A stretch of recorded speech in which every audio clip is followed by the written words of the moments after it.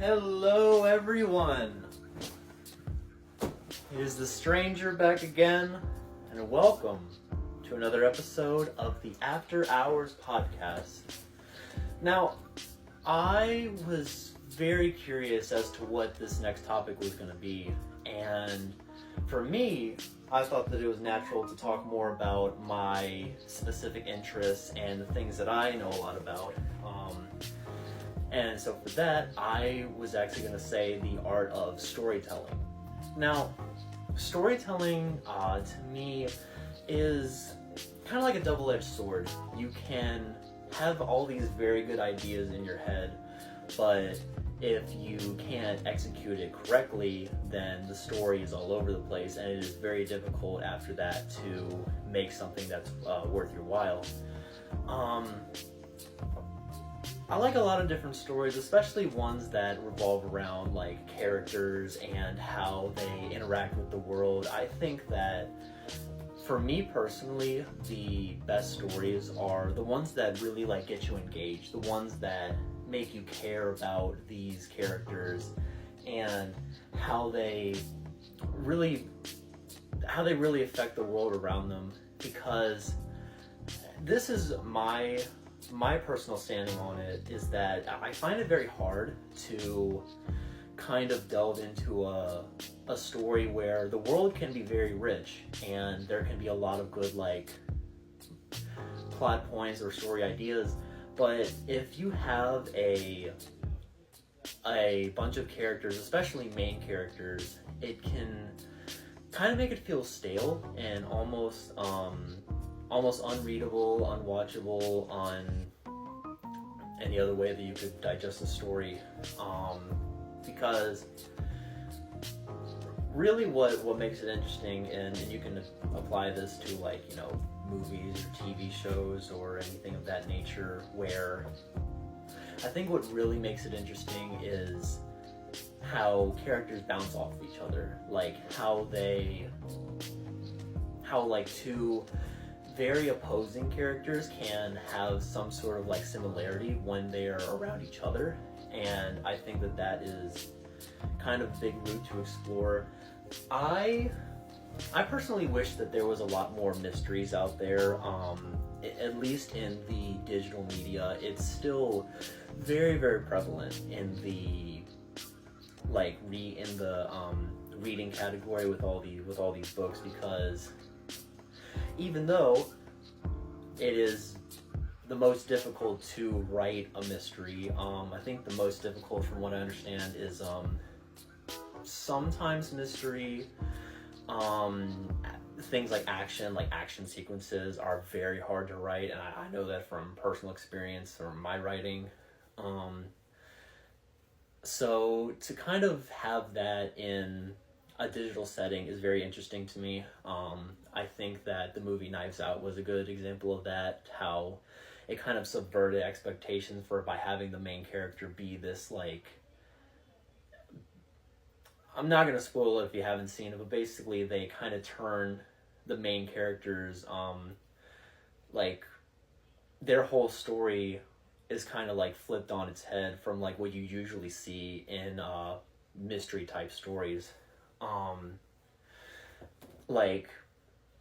Because the problem with writing a good mystery, and I'll delve into this for a little bit, is it's very hard to put in clues for a mystery and then kind of map it out as you go. You have to do that. If you don't write about how you're going to go across on a mystery so that it leads to the big reveal, your story is going to be like completely jumbled, and it's such a big risk to have these plot holes in your story that it almost makes it to the point where, like, you know, your reader is going to lose interest very, very quickly.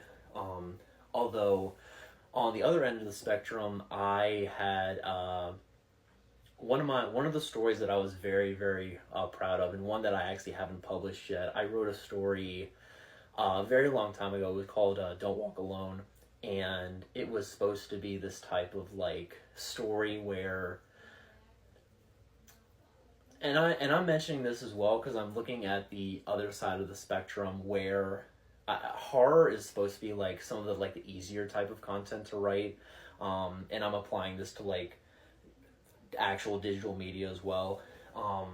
Because for me, and this example of my writing process is my story was essentially having the main character be in this place where like he's all alone. He's basically in the woods somewhere, or he's in like these urban or rural settings where it's still just him, like everyone's missing, but it is told from the perspective of this creature who is essentially like stalking him the whole time, and he is actually breaking the fourth wall with us at different points of the story. And it ended up being very short, and the people that I had shown it to, they really liked it. But I think what really got me is when I wrote scenes, and any writers who are listening to this as well, they can probably attribute to what I'm talking about. When you write something that you're very passionate about, especially if it's like something that you're writing that you want to like really have like a punch to it, it feels stale to you. Like it feels like, oh, did I write this correctly? This sounds stupid to me.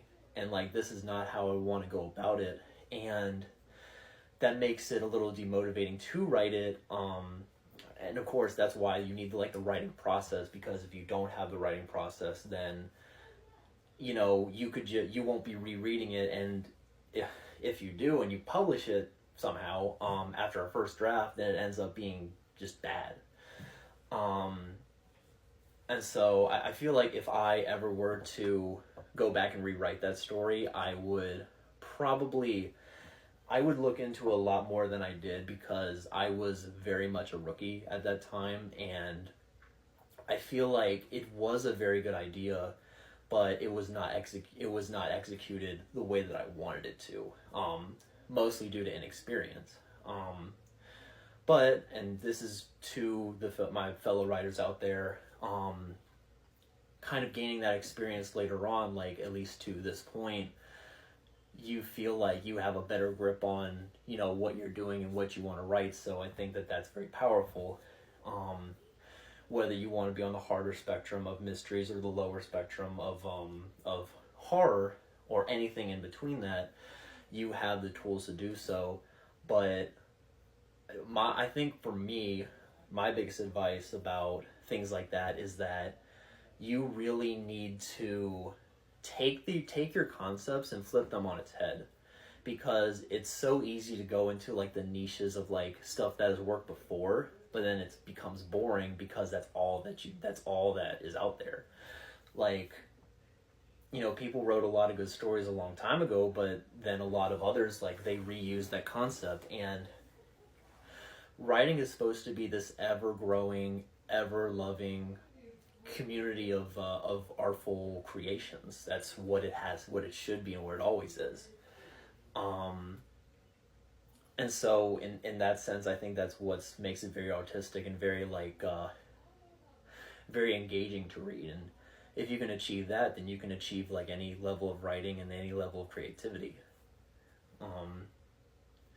But on that note, I believe that was everything that I wanted to cover for today. So I hope that my advice has given you a lot to think about as far as storytelling. And I am The Stranger, and thank you very much for listening.